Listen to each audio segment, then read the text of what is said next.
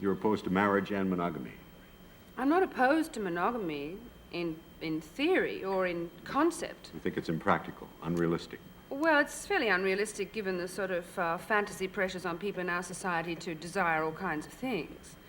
I don't think it's an impossible notion in a society in which people did associate more spontaneously than they do now.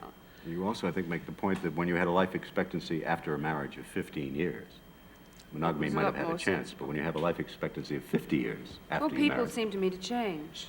But they could, of course, change and tolerate change in each other if they weren't given this idea of closeness and absorption and introspection in a marital union.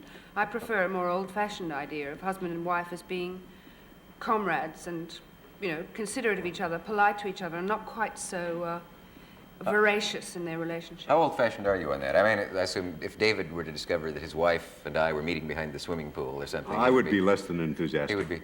Whereas you would probably feel that that would be acceptable in a modern notion of marriage. I'm just making two guesses. No, well, it was acceptable. Well, I don't know. It depends. A certain degree of adultery has been accepted in old notions of marriage, like the Italian idea of a wife having a cavaliere servente, if she was younger than her husband, or the idea of the husband having peccadillos and sexual relationships with women who would do things that his wife would consider beneath her, and all this kind of hypocrisy, which has not been inseparable from the idea of marriage. Infidelity wouldn't shake your relationship with your husband or the man you loved.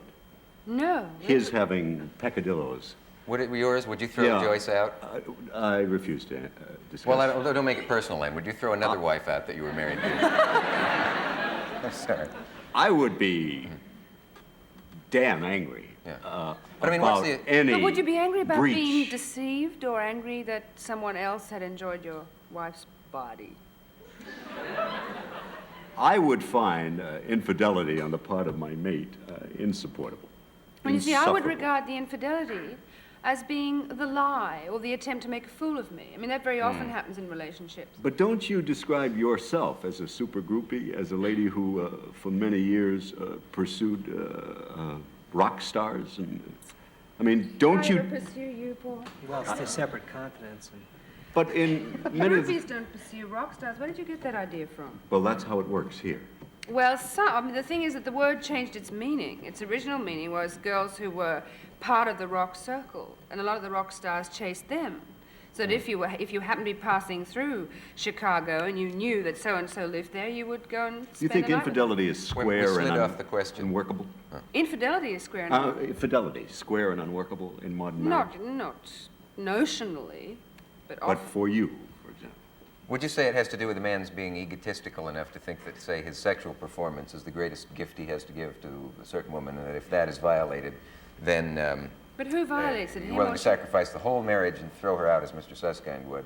No, wait a minute, I didn't say that. I don't think And it's I don't as think simple it as has to do with your sexual ego. I think it has to do with trust in somebody. I think it has to do with an entire relationship.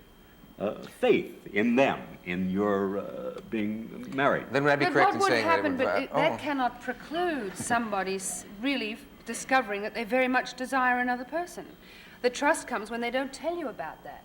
People can be unfaithful in their minds without ever doing anything with their bodies. Is there any difference? Confession isn't the barometer of trust. Discipline and fidelity are the barometers of trust. Hypocrisy. No, just what I said. Discipline And fidelity, and then, I don't believe people can control themselves like that. some people. What's the can. barometer of what? I got lost here because we had a time signal. We have a message. We'll be right back.